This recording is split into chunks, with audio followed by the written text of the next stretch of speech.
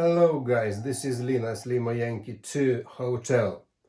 I wanted to compare two of my QRP rigs, the popular uSDX and the famous QCX-mini by QRP Labs. I just want to feel the difference between the work of these two radios. So guys, I'm going to conduct 3 tests today. The silence of amps test, the pain test, and the purity test, signal purity. These 3 tests will allow me to get my very subjective opinion on the work of these two rigs without the need to be proficient in all these things like decibels, dBms, microvolts, dynamic range, or my favorite, third order intercept point. You see?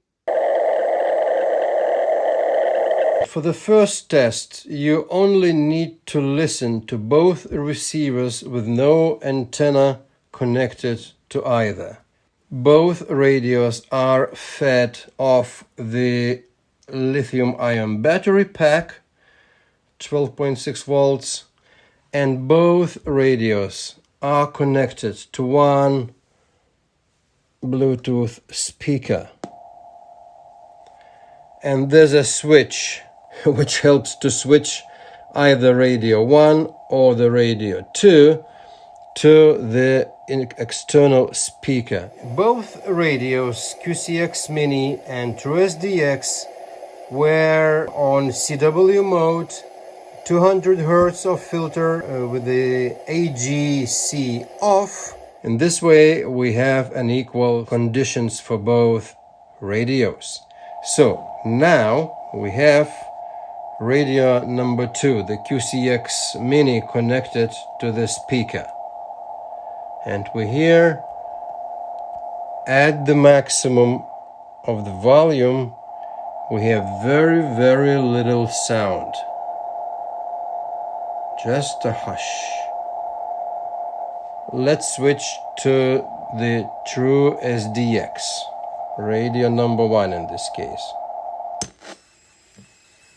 Oops, it seems like it's kind of a oscillation, self-oscillation or something. Remember, QCX-mini been playing on the maximum of its sound. So now we are on number 4, setting number 4 of sound on uSDX. And we hear something already which comes from the internals of the radio. So let's increase the sound level. All right, at the level of 10, we start hearing something, lots of internal noise. And if I make plus 15, which is almost maximum, we hear a lot of pretty terrible noise. Let's compare the uSDX and the QCX-mini.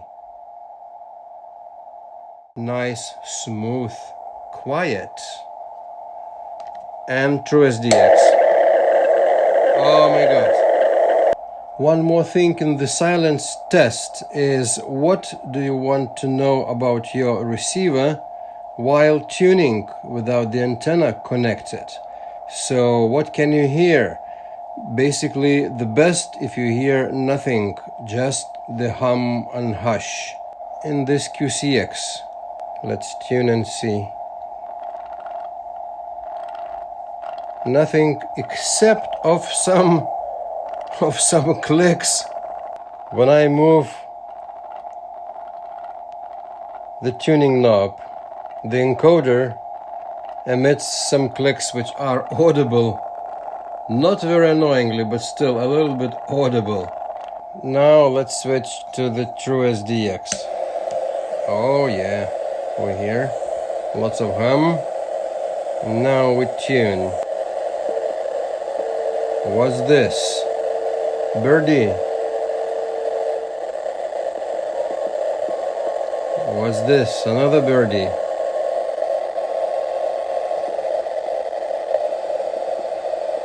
And another birdie. Another birdie. Let's check if we hear the same birdie on QCX. 14.018. So switch to QCX, go to 14.018. There's nothing, no birdies. Get back to the birdie rig. All right, 14.02.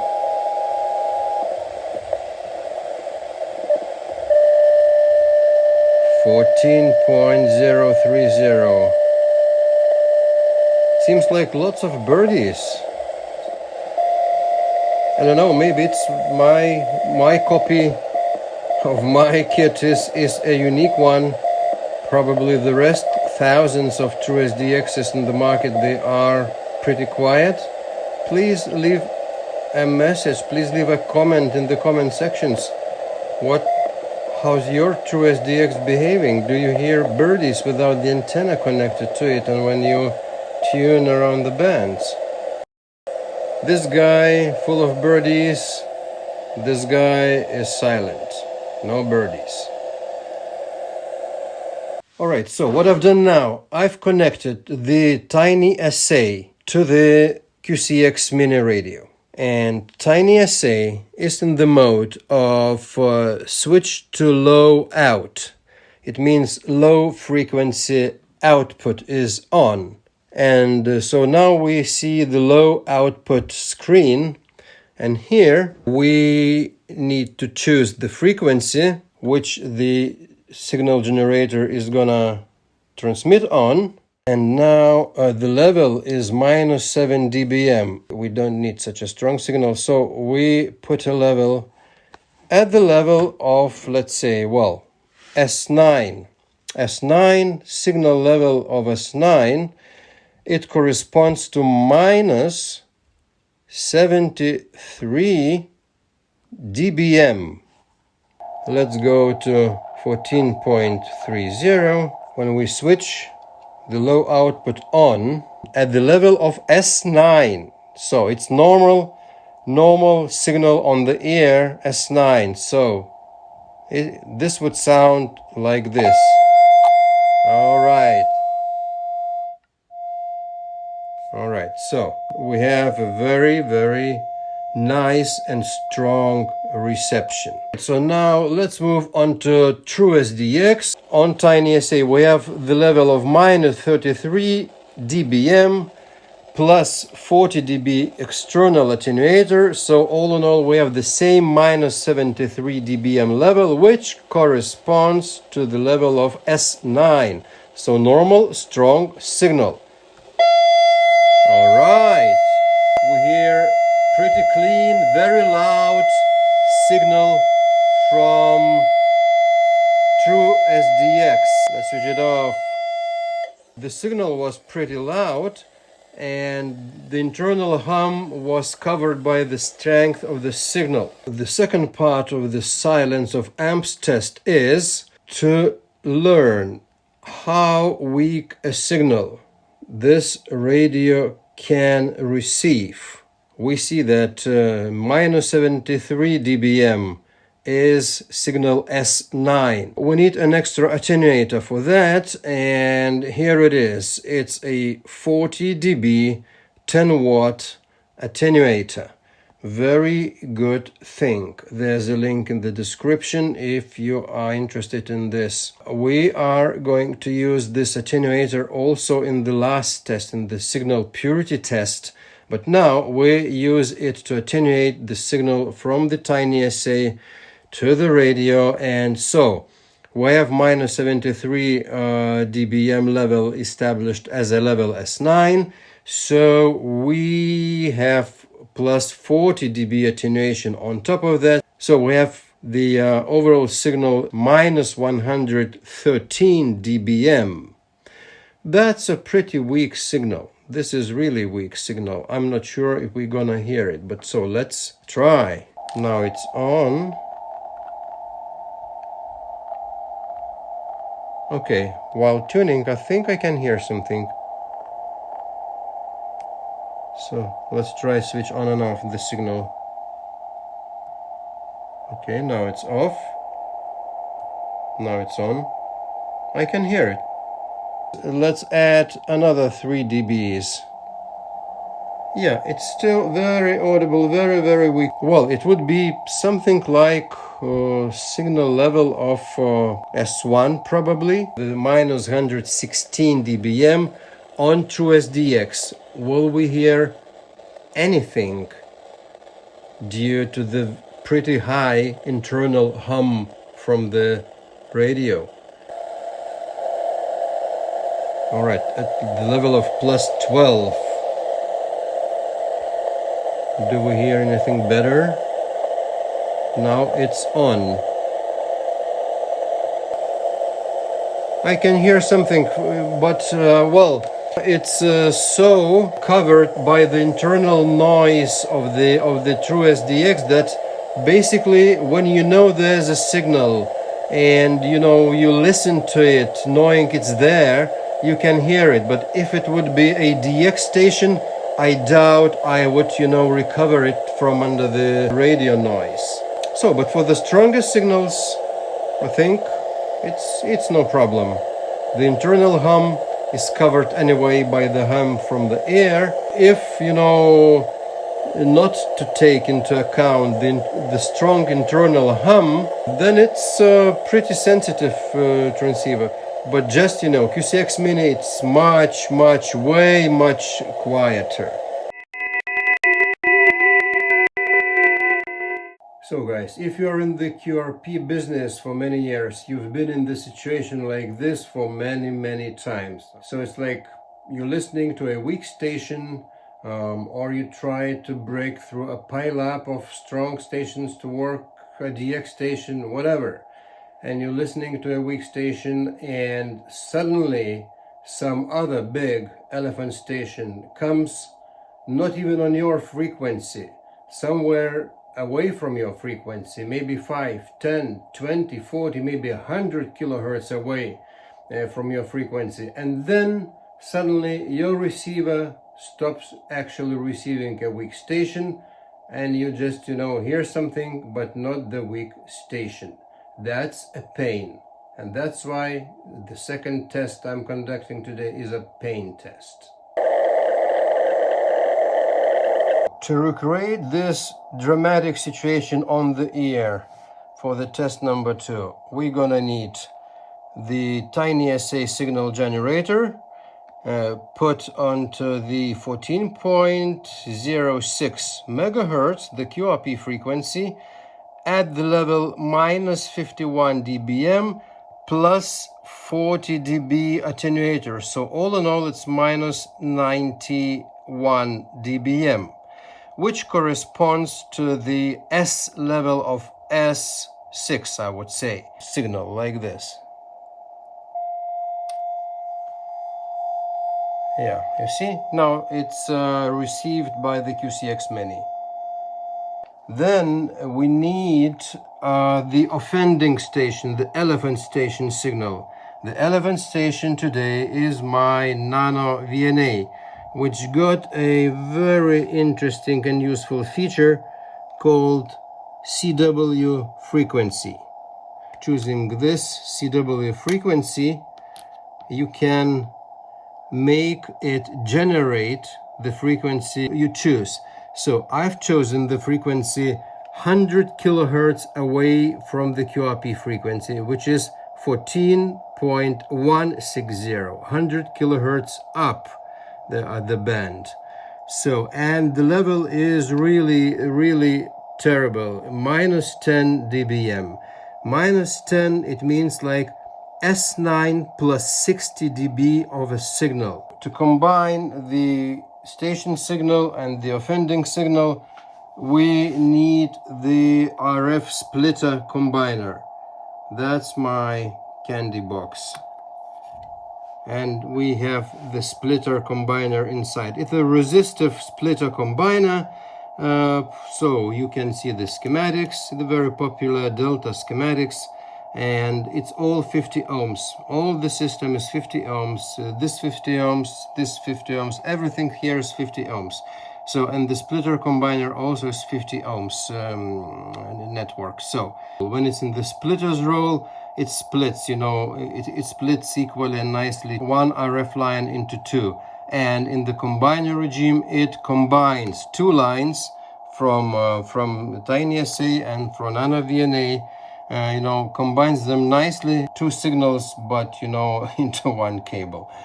So without this combiner, it would be complications. The splitter and combiner is your friend when you do these experiments with the signals. Now we have the offending signal 100 kilohertz away up the frequency, and so there's no signal on 14.06 on the QRP frequency. So now, and there's nothing, silence. We receive nothing. So now I switch the low signal on. Okay, we hear it. Assume the offending elephant station has come closer to our signal, and now it's only 50 kilohertz away, and that's gonna be 14.1110 megahertz. You see, okay, I'm start hearing it already on my frequency. So let's see, will I still hear the wanted signal, the weak signal at 14.06? Let's switch it on. Yes, we can still hear both. The offending signal, by the way, it's very strong, and it's not really sine wave. It could be any. So that's a really nasty signal. We can still hear the good signal too. Okay, now switch the good signal off. Let's make it 20 kilohertz. It's gonna be 14.08 megahertz.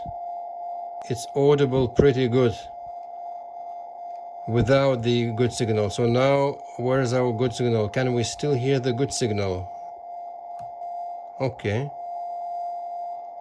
Yeah, we can. Now, make it 10 kilohertz away. 14.07. All right, so now we hear very strong interfering signal. Now I switch the good signal on, the weak signal on.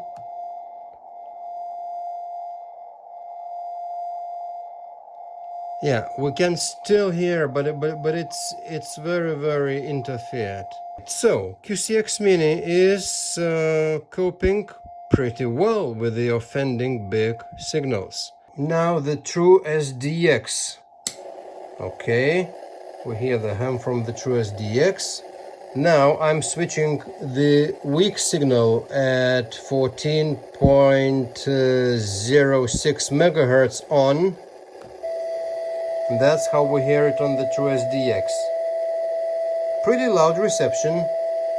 And now I'm gonna connect this cable to the offending signal, the elephant station, 100 kilohertz up from the QRP frequency. Okay. Oh my God. That's how SDX is reacting at S9 plus 60 dB signal, 100 kilohertz away. We can only hear some terrible interference. If I now switch the good signal off, so that's how the pure interference comes from 100 kilohertz away. Let's try to come 50 kilohertz closer to the working frequency with the offending signal, which would be 14.110 megahertz. It's even more terrible. I don't think there's any sense to continue the experiment getting the offending signal even closer, because it's a disaster. The pain was unbearable for true SDX. So, when we disconnect the offending signal, we can still receive nicely the weak signal at 14.06 megahertz at the level of minus 91 dBm. What kind of signal these little guys transmit? How about harmonics? It's all important to know, and it's pretty easy to find out. For the signal purity test, we don't need much, so we only need the radio, the tiny assay in the mode of measuring harmonics, very important not to forget the 40 dB attenuator, and the key pedal for QCX-mini.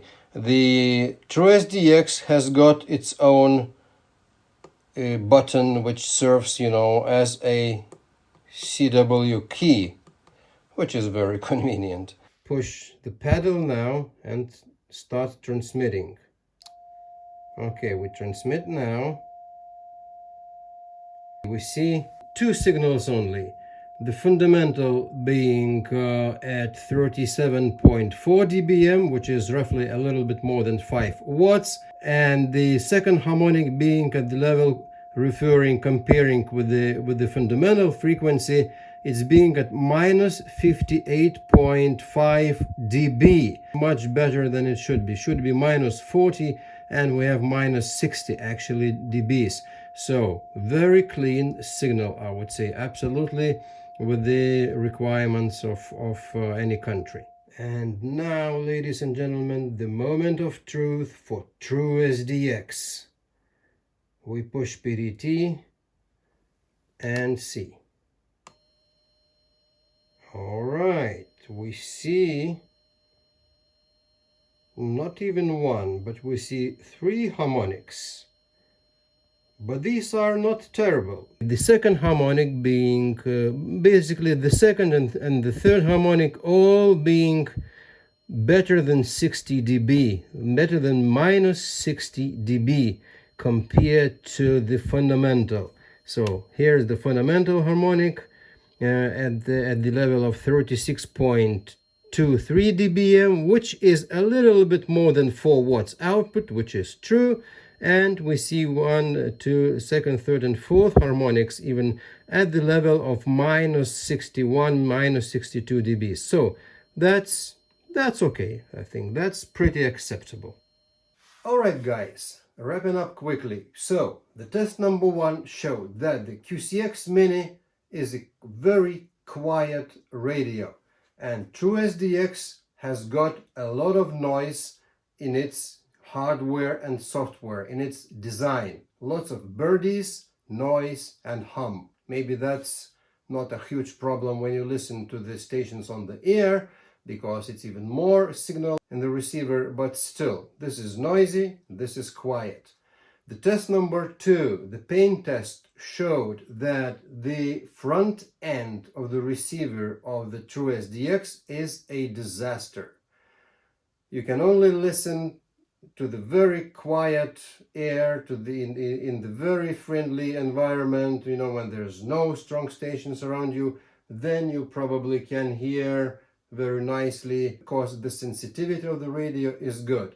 But the front end is a disaster, so it couldn't even stand the signal 5.9 plus 60 dB of that level being 100 kilohertz away. At the same time, QCX-mini did very well, no problems. And finally, the test number 3, the signal purity test, fine for both.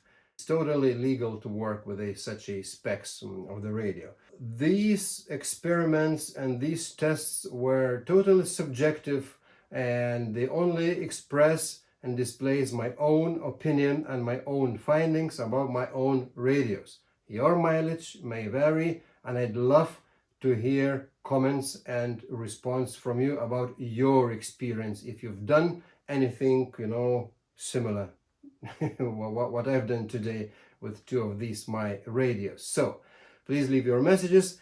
Please consider subscribing if you like this experiment and if you like my other videos. Thanks again for watching. As always, peace and victory for Ukraine. See you in my other videos. Ta-ra for now. 723. This is Linas, Lima Yankee 2 Hotel.